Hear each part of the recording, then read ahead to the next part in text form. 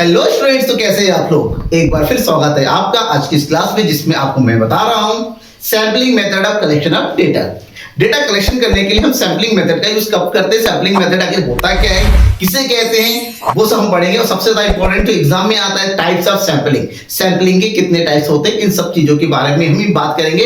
Last class में मैंने आपको बताया था सेंसस के बारे में। सेंसस क्या होता है? सेंसस का मतलब होता है जहां पर जितने भी डेटा हमारे पास अवेलेबल होते हैं उस एरिया में, जब सारे डेटा को हम ओवरऑल व्यू करते हैं, इन्वेस्टिगेट करते हैं, डेटा कलेक्ट करते हैं, किसी को भी नहीं छोड़ा जाता है, तो उसको सेंसस बोलते हैं। लेकिन सेंसस का ठीक ऑपोजिट, जब हमारे पास बहुत ही ज्यादा डेटा होता है, इतना ज्यादा डेटा होता है, इतना बड़ा एरिया होता है कि इस पूरे एरिया को हम इन्वेस्टिगेट नहीं कर सकते।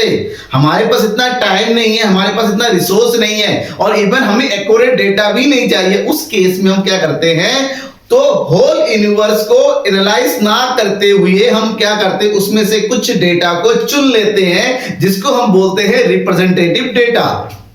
और वो रिप्रेजेंटेटिव डेटा को ही स्टडी करके हम पूरे ग्रुप के बारे में पता कर लेते हैं कि एक्चुअली में क्या रिजल्ट है, हालत क्या है। फॉर एग्जाम्पल बात करते हैं, आपकी क्लास की बात करते हैं। आपकी क्लास की क्या पोजीशन में पढ़ाई हो रही नहीं हो रही है। एक दिन में एमडी सर आगे क्लास में है कि क्लास की पोजीशन पता कर लेते हैं, टीचर पढ़ा रहे हैं, टीचर का रिजल्ट, टीचर पढ़ा रहा है नहीं पढ़ा रहा, तो क्या कर रहा है वो एमडी सर क्लास में आके क्या पूरे क्लास का 3 घंटे का एक रिटन टेस्ट लेंगे? नहीं लेंगे। वो क्या करते हैं, क्लास से 1 या 2 बच्चों को खड़ा कर देते हैं, तुम खड़े जाओ, तुम खड़े जाओ, तुम खड़े जाओ। कुछ क्वेश्चन पूछ लिया, आंसर मिल गया, कुछ बच्चे दे पाएंगे, कुछ नहीं दे पाएंगे। सारे बच्चों ने अच्छा दे दिया जवाब, इसका मतलब क्लास की बढ़िया पढ़ाई हो रही है। आंसर नहीं दे पाए, इसका मतलब क्लास की पढ़ाई खराब हो रही है। तो इसको बोलते हैं सैंपलिंग, कि पूरे क्लास का जो रिजल्ट है वो 2 या 3 बच्चों से क्वेश्चन पूछ के पता कर लेना कि पढ़ाई कैसे चल रही है, बच्चों की हालत क्या है। वो 2-3 बच्चे हमारे लिए क्या होंगे, सैंपलिंग होंगे। एक और एग्जांपल समझिए। एग्जांपल, कभी आप धान की मंडी में गए हैं, धान की मंडी अनाज बेचने के लिए गए हुए, अगर कोई गया हुआ इसमें से, अगर कोई नहीं भी गया हुआ, तो चावल दाल खरीद, आटा चावल दाल तो खरीदने गए होंगे किराना स्टोर में। तो हम क्या करते हैं, जब दुकान में जाते हैं, मान लो चावल खरीदने के लिए दुकान से, तो चावल का पूरा कट्टा सब बोरा भरा रहता है इसमें चावल से। तो हमें चावल कैसा है, क्वालिटी कैसी है पता करनी है। तो भाई कैसे पता करोगे, तो चावल की क्वालिटी पता करने के लिए हम क्या करते हैं, चावल के कट्टे में हाथ डालते हैं, एक मुट्ठी चावल निकाल के लेके आ गए और फिर चेक करते हैं चावल कैसा है। हाँ, एक मुट्ठी चावल की क्वालिटी सही है, इसका मतलब होता है पूरे कट्टे की चावल भी सही है। This is known as sampling, कि एक मुट्ठी चावल वो सैंपल है। किसका सैंपल? इस पूरे कट्टे का सैंपल है। उस सैंपल को देख के हमें पता चल गया कि चावल सही है या नहीं है, हम उसको पास करते हैं। एक और एग्जांपल लेते हैं। फॉर एग्जांपल, आप लोगों की रेडीमेड गारमेंट की आपकी फैक्ट्री है, आपको अपना माल बेचना है। आपको अपने रेडीमेड गारमेंट के अपने कई सारे कई सारे डिजाइन के अपने कपड़े तैयार करके रखे हैं, उसको मार्केट में बेचना है। और बेचने के लिए आप क्या किसके पास जा रहे हैं, आप जा रहे हैं दुकानदारों के पास। अब दुकानदारों के पास सारा माल का ट्रक भर के लेके जाएंगे कि भाई मेरा माल ले लो, मेरा माल ले लो, नहीं ना। आप क्या करते हैं, हर एक डिजाइन का एक एक सामान, शर्ट पैंट कपड़े उठाते हैं पैकिंग वाला, वो दुकानदार को लेके जाते हैं, दिखाते हैं कि ये देखो हमारा कपड़ा ऐसा है। आप दुकानदार को क्या दिखा रहे हैं, आप सैंपल दिखा रहे हैं, क्योंकि वो एक शर्ट से पता चल जाएगा कि आपकी बाकी सारे शर्ट वगैरह वैसे ही होंगे। This is known sampling. जब हमारे पास बहुत सारा लार्ज एरिया ऑफ डेटा होता है, उसमें से हमें स्टडी करना होता है, हम कुछ रिप्रेजेंटेटिव डेटा यानी कि उसमें से कुछ नंबर ऑफ को चुन लेते हैं, जिसको हम सैंपल बोलते हैं। अब बात करते हैं बुक लैंग्वेज की, समझ में आ गया ना। अब बात करते हैं बुक लैंग्वेज की। बुक लैंग्वेज के अकॉर्डिंग सैंपलिंग क्या है, हम बात करते हैं in this method in which data is collected about the sample on a group of items taken from the population of examination and conclusion are drawn on that basis। कि total population में से, मान लीजिए हमारे पास ये total population है, ठीक है, ये टोटल पॉपुलेशन है। अब हमें इस टोटल पॉपुलेशन का एग्जामिनेशन करना है, हमें इस टोटल पॉपुलेशन के बारे में जानकारी इकट्ठा करनी है, रिजल्ट निकालना है। लेकिन हमारे पास इतना टोटल नहीं है, इस 5 से 15 आइटम के बारे में हम इंडिविजुअल सबके बारे में एनालाइज करते हैं। तो हम क्या करते हैं, इस पूरे ग्रुप में से हम क्या करते हैं, कुछ ग्रुप को, कुछ नंबर को हम चूज कर लेते हैं। हमने ये कहा कि इसमें से हम इस वाले को चूज कर लेते हैं, इस 5 आइटम को चूज कर लेंगे। ये जो 5 आइटम होगा, ये होगा हमारा क्या, सैंपल, ठीक है, दिस इज सैंपल। और उस पूरे को क्या करेंगे, यूनिवर्स। अगर पूरे की स्टडी करते हैं तो सेंसस हो गया, इसमें से कुछ ही रिप्रेजेंटेटिव को चूज करते हैं, वो हमारा सैंपल हो जाता है। अब बात ये आती है सुटेबिलिटी, हम कहाँ कहाँ इसको यूज करते हैं। यूज करने का सबसे मेन ये है कि ये वाला डेटा वहां यूज होता है, ये वाला मेथड, जहां पर the size of population is very large. जब हमारे पास जो पॉपुलेशन होता है, साइज होता है इन्वेस्टिगेशन के लिए बहुत बड़ा होता है। Next, very high degree of accuracy is not needed. जब हमें 100% एक्यूरेसी नहीं, हमें काम चलाने वाला चाहिए कि हमारे पास बस जो डेटा आ रहा है वो ठीक ठाक होने चाहिए, बहुत ज्यादा 100% करेक्ट हो वो जरूरी नहीं। Next, intensive examination of diverse item is not required. जब हमारे पास अलग अलग आइटम से रिलेटेड जो डीप डेटा यानी कि ओरिजिनल डेटा की जरूरत ना होता है। Next, which different units of the universe, जब हमारे पास जो डिफरेंट यूनिवर्स का जो डेटा होता है उसमें सिमिलरिटी होती है। क्या होती है, सिमिलरिटी होती है डेटा के बेस पे, तो वहां पर हम सैंपलिंग का यूज कर सकते हैं कि सारे डेटा एक जैसे रिलेटेड होते हैं, सारे आइटम एक दूसरे से जुड़े हुए होते हैं, एक जैसे होते हैं, तो हमें सबकी इंडिविजुअली एनालाइज करने की जरूरत नहीं है, किसी एक को देख लो तो हो जाएगा।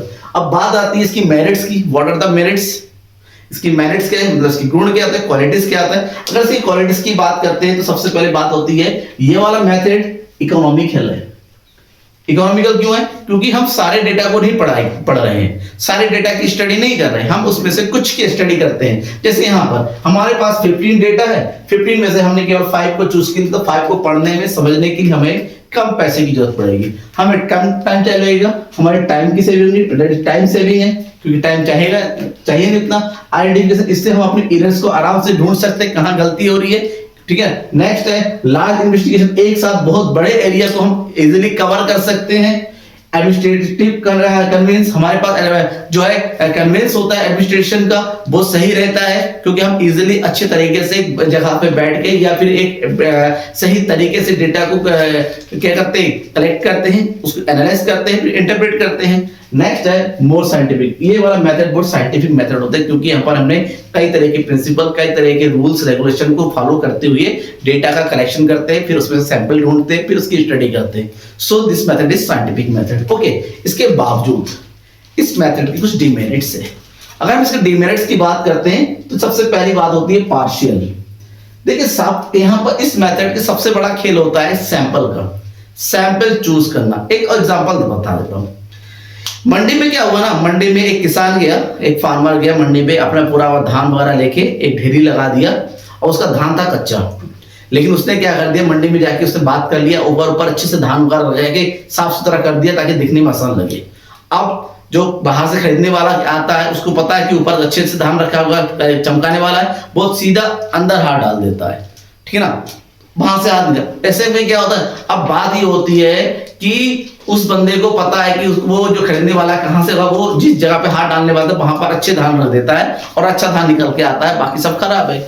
इसका मतलब ये हुआ उसने पार्शियलिटी होती है, डेटा को सैंपलिंग करने वक्त पार्शियलिटी हो सकती है। फॉर एग्जांपल स्कूल की क्रिकेट टीम, स्कूल का क्रिकेट टीम चुना जाना है और आपके गेम्स टीचर क्रिकेट टीम चुनने वाले होते हैं, तो गेम्स टीचर चाहते हैं तो अच्छा, स्कूल की सोच रहे हैं कि स्कूल को जिताना है, तो वो तो अच्छे अच्छे बच्चों को चुनेगा, लेकिन उसका टारगेट है कि मेरे फेवरेट बच्चे होने चाहिए, चाहे बच्चा खेले या ना खेले मतलब नहीं है, उसकी बात मानने वाले उसके फेवरेट स्टूडेंट को चुनना है, तो वहां पर पार्शियलिटी। इसका मतलब होता है सैंपलिंग चूज करने में पार्शियलिटी होने के चांसेस ज्यादा होते हैं, ठीक है। नेक्स्ट, रॉन्ग कंक्लूजन, इसका क्योंकि अगर डेटा पार्शियल आता है, कंक्लूजन जैसे मैंने कहा क्रिकेट टीम चुनने वाले अच्छी टीम चुनी जाती है तो जीतने की संभावना बढ़ जाती है, वहीं पर अगर मनमर्जी पार्शियलिटी हो जाती है तो रिजल्ट खराब हो सकता है, तो उसका कंक्लूजन रॉन्ग आ सकता है। Next one, difficulty in selecting representative sample. Difficulty होती है, प्रॉब्लम होती है कि डेटा को स्टडी करने के लिए उसके किस तरीके के सैंपलिंग को चूज किया जाए, उसका रिप्रेजेंटेटिव किस तरह से, हम कौन सा मेथड यूज करें, उस मेथड को चूज करने में बहुत प्रॉब्लम होती है, क्योंकि हम मनमर्जी करेंगे या फिर किसी रूल को फॉलो करेंगे, हम रैंडम मेथड यूज करेंगे, नॉन रैंडम यूज करेंगे, कोटा सैंपलिंग करेंगे, कन्वेंस वाला करेंगे, कौन सा मेथड यूज करेंगे, इस चीज को जानना जरूरी है। अभी मैं बताऊंगा कि कौन कौन से मेथड्स हैं, लेकिन फिलहाल आप ये समझिए कि इस मेथड में बहुत प्रॉब्लम ये होती है। नेक्स्ट है difficulty in forming sample, samples को फॉर्म करने में प्रॉब्लम होती है। और स्पेशलाइज्ड नॉलेज, सैंपलिंग करते वक्त सबसे इंपॉर्टेंट चीज होती है नॉलेज। जिसको सैंपलिंग के बारे में पता है, सैंपलिंग के मेथड के बारे में पता है, वही इस मेथड का यूज कर सकता है, वही इसको समझ सकता है। अदरवाइज बाकी लोग कहेंगे यार कैसे सैंपल तुमने चुन लिया, कैसे डेटा एनालिसिस कर लिया, इतने सारे में से तुमने केवल 5 या 10 लोगों को कैसे चुन लिया। तो ये थोड़ी डिफिकल्ट होती है, इसके लिए स्पेशलाइज्ड नॉलेज की जरूरत पड़ती है। चलिए ठीक है, इतना समझ में आ गया। ठीक है ना, डाउट होता है, मैंने बार बार कहा है डाउट होता है तो डाउट बॉक्स में जाके कमेंट बॉक्स में डाउट